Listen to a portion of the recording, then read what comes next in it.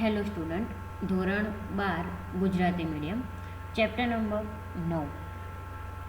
અગાઉના લેક્ચરમાં આપણે વન ડાયમેન્શનલ એરેના પ્રોગ્રામ વિશે વાત કરી હતી અને આજે આપણે જોઈશું 2 ડાયમેન્શનલ એરે એટલે કે 2D એરે. તો દ્વિપરિમાણીય એરે હાર અને સ્તંભ સ્વરૂપે કોષ્ટકીય માહિતીનો સંગ્રહ કરવા માટે વપરાય છે. એટલે કે જે વન ડાયમેન્શનલ એરે હતો એમાં આપણે જે ડેટા સ્ટોર કર્યો સીધો ડેટા સ્ટોર કર્યો હતો, જ્યારે 2 ડાયમેન્શનલ એરેની અંદર જે ડેટા હોય છે ડેટા કોષ્ટક સ્વરૂપે એટલે કે ટેબલ સ્વરૂપે શું કરવાના હોય છે, સેવ કરવાના હોય છે. તો ઉદાહરણ તરીકે તમને અહીંયા કીધું છે કે 5 વિદ્યાર્થીઓના 3 કસોટીના ગુણ દર્શાવવા માટે આપણે અહીં તમને આકૃતિ 9.8માં આપેલું છે. 5 રો આપેલી છે, રો એટલે હાર અને સ્તંભ એટલે કોલમ. તો આ પ્રમાણે તમારી જે ડેટા છે એ પ્રમાણે તમારે મેટ્રિક્સ બનાવી શકાય એવું કહી શકાય. તો સ્ટુડન્ટ્સ લખેલું છે એમાં 1 2 3 4 5 એટલે કે 5 સ્ટુડન્ટ્સ આપેલા છે અને એના જે ટેસ્ટ 1 ટેસ્ટ 2 અને ટેસ્ટ 3 છે, બરાબર, તો એ પ્રમાણે શું આપેલા છે, માર્ક્સ આપેલા છે. તો અહીંયા જે માર્ક્સ આપેલા છે તો એમાં ટેસ્ટ 1માં કેટલા માર્ક્સ છે, ટેસ્ટ 2માં કેટલા માર્ક્સ છે અને ટેસ્ટ 3માં કેટલા માર્ક્સ છે જોઈ શકાય. તો અહીંયા જો તમને આપેલું છે કે આવી રીતે તમે એને ડિક્લેર કરી શકો કે integer marks is equal to new અને ઇન્ટીઝર અહીંયા 5 રો છે અને 3 કોલમ છે.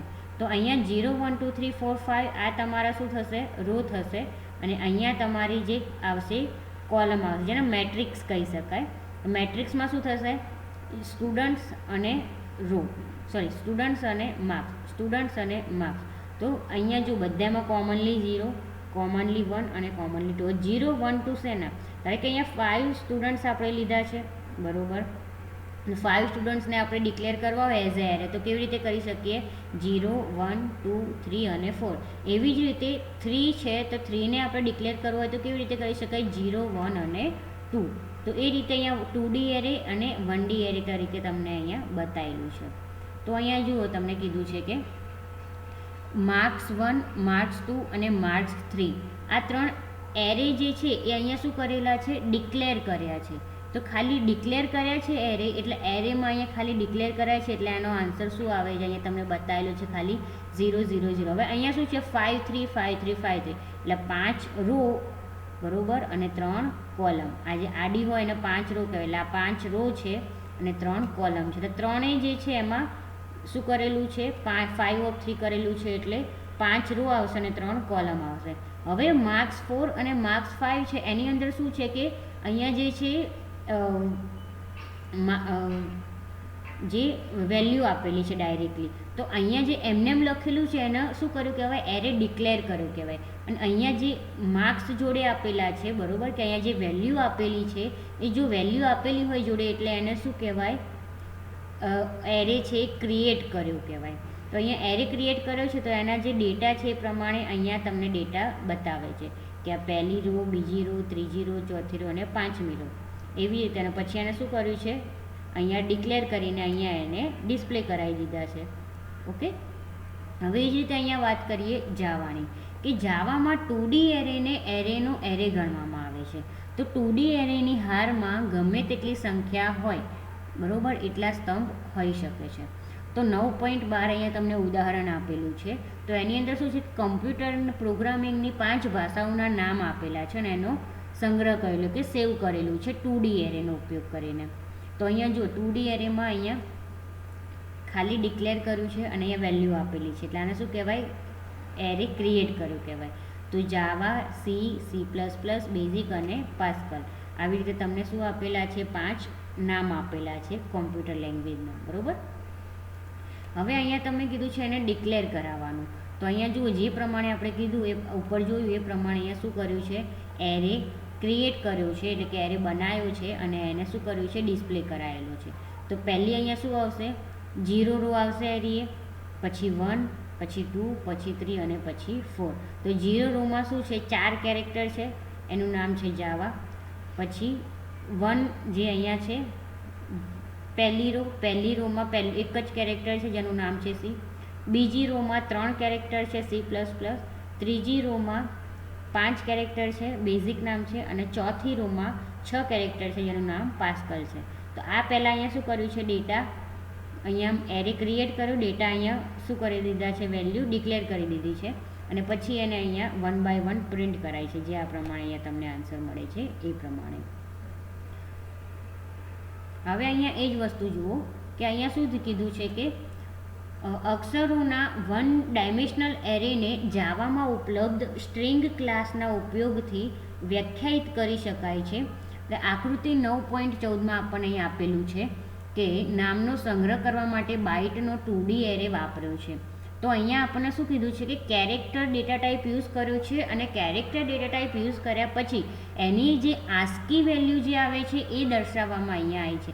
અહીંયા ઉપર આપણે શું જોયું કે ખાલી જે નામ લખ્યા છે એ નામ અહીંયા ડિસ્પ્લે કરાયા હતા, જ્યારે અહીંયા શું છે, જે અક્ષર છે એ અક્ષરની આસ્કી વેલ્યુ આવે છે. આપણે પહેલાં બી મેં તમને કીધેલું છે કે જે કેરેક્ટર તમે યુઝ કરો છો એ કેરેક્ટરની શું હોય છે, એક પર્ટિક્યુલર આસ્કી વેલ્યુ હોય છે. તો એ જે આસ્કી વેલ્યુ હોય છે, કેમ કે કોમ્પ્યુટરને શું કે કોમ્પ્યુટરને આપણે જ્યાં કોઈ પણ ABCDની ભાષા લખીએ કોમ્પ્યુટરને ખબર ના પડે, પણ એ શું કરે, આપણે જે કોમ્પ્યુટરની અંદરથી કોઈ પણ કી પ્રેસ કરીએ છીએ, કોઈ પણ ABCD કોઈ બી નંબર છે કંઈ પણ, તો એ શું કરશે, એની જે અંદર આસ્કી વેલ્યુ લેશે ને આસ્કી વેલ્યુથી લઈને એને બાઇનરી કોડ હશે એની અંદર કન્વર્ટ કરીને તમને તમારો ડેટા ડિસ્પ્લે કરી આપે છે. એટલે કોમ્પ્યુટર ખાલી 0 અને 1 ભાષામાં જ સમજે છે, જેને બાઇનરી લેંગ્વેજ કહેવાય છે. એટલે અહીંયા શું થશે કે જે આપણે એને રેકોર્ડ આપીએ છીએ, બરાબર, જે ડેટા આપીએ છીએ એની આસ્કી વેલ્યુ અહીંયા તમને બતાવે છે કે અહીંયા જુઓ 5, પહેલું છે 5, આપણે શું કર્યા છે, અહીંયા ડેટા લીધા છે. પહેલું છે જાવા, તો જાવાની આસ્કી વેલ્યુ શું થાય, એમાં જેની 74, એની 97, વીની 118 અને પાછી એની જે આગળ હતી એની એ જ આવશે 97. જ્યાં જે બી એ આવશે બધી જગ્યાએ 97 જો અહીંયા છે, અહીંયા છે, અહીંયા છે. તો આસ્કી વેલ્યુ ચેન્જ ના થાય, એટલે બધી જગ્યાએ સેમ ટુ સેમ રહે. હવે અહીંયા છે 67, 67ની કોઈ આસ્કી વેલ્યુ ના હોય એટલે 67 અહીંયા જ આવ્યું. પછી છે C++, તો સીની શું છે, કેપિટલ સી છે, કેપિટલ સીની શું છે આસ્કી વેલ્યુ 67 અને અહીંયા પ્લસ એટલે કે 43. તે પ્રમાણે જે બેઝિક છે પાસ્કલ છે એની અહીંયા ડેટા શું કરેલા છે, આસ્કી વેલ્યુ અહીંયા ડિક્લેર કરેલી છે. હવે વાત કરીએ સ્ટ્રિંગ. તો સ્ટ્રિંગ એ એક અક્ષરોની એક શ્રેણી સિવાય બીજું કંઈ જ નથી. આથી અક્ષરોના 1 ડાયમેન્શનલ એરેને સ્ટ્રિંગ તરીકે ગણી શકાય છે. તો આપણે અગાઉ સ્ટ્રિંગ લિટરલ વાપર્યા છે અને તેનો અભ્યાસ પણ કર્યો છે કે જેમાં અક્ષરોની શ્રેણીને બેવડા અવતરણ ચિહ્ન વચ્ચે લખવામાં આવે, એટલે કે ડબલ કોટેશનની અંદર જે કંઈ પણ આપણે લખીએ છીએ એને શું કહી શકાય, સ્ટ્રિંગ કહી શકાય. તો સ્ટ્રિંગનો સંગ્રહ કરી શકે તેવા ચલ વાપરવા માટે જાવામાં 2 પ્રકારની સ્ટ્રિંગ આપેલી છે, સ્ટ્રિંગ અને સ્ટ્રિંગ બફર. એટલે કે સ્ટ્રિંગ જે છે એને સેવ કરવા માટે 2 ચલ વાપરી શકાય છે, સ્ટ્રિંગની અંદર તમારે સંગ્રહ કરી શકાય તેવા જે વેરિયેબલ વાપરવામાં આવે છે એના માટે સ્ટ્રિંગ આપેલી છે 2 પ્રકારની, એક છે સ્ટ્રિંગ અને સ્ટ્રિંગ બફર, બરાબર. તો આપણે આ જે ચેપ્ટર છે એ ચેપ્ટરની અંદર સ્ટ્રિંગ વિશે વાત કરીશું.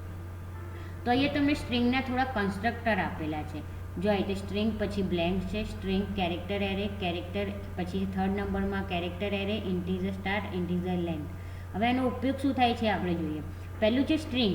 તો ચલ રહિત સ્ટ્રિંગ એ એક પણ અક્ષર વગરનું સ્ટ્રિંગ ઓબ્જેક્ટ બનાવે છે. જુઓ અહીંયા તમે સ્ટ્રિંગ ઓબ્જેક્ટ બનાવે છે, બરાબર, સ્ટ્રિંગ અને બ્લેન્ક લખ્યું છે તો એનો આઉટપુટ સ્ટ્રિંગ ઇઝ અહીંયા જો બ્લેન્ક જ છે.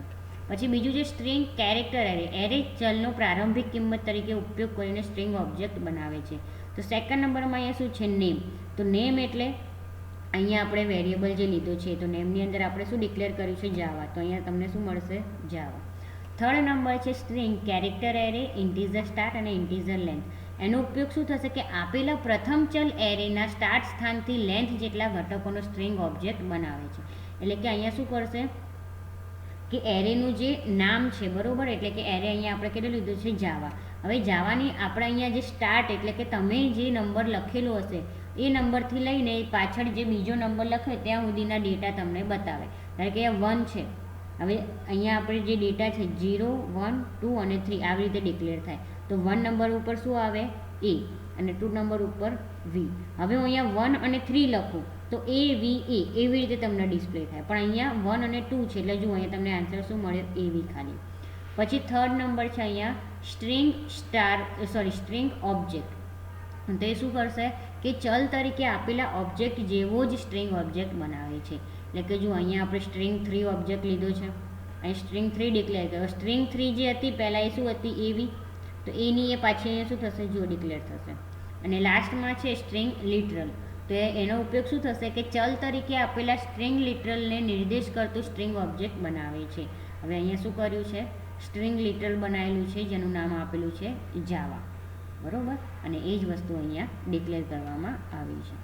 ઓકે, તો અહીં ખાસ ધ્યાન રાખવાનું કે જ્યારે તમે ઓબ્જેક્ટ બનાવતા હોય ત્યારે આ ન્યૂ કીવર્ડનો ઉપયોગ કરવો જરૂરી છે. એ ભૂલ્યા વગર લખવું પડે. જો એ ભૂલી જાઓ તો તમને અહીંયા પ્રોગ્રામમાં એરર જોવા મળે. ઓકે, તો આ લેક્ચરમાં આટલું જ. બાકીનું આપણે પછીના લેક્ચરમાં જોઈશું.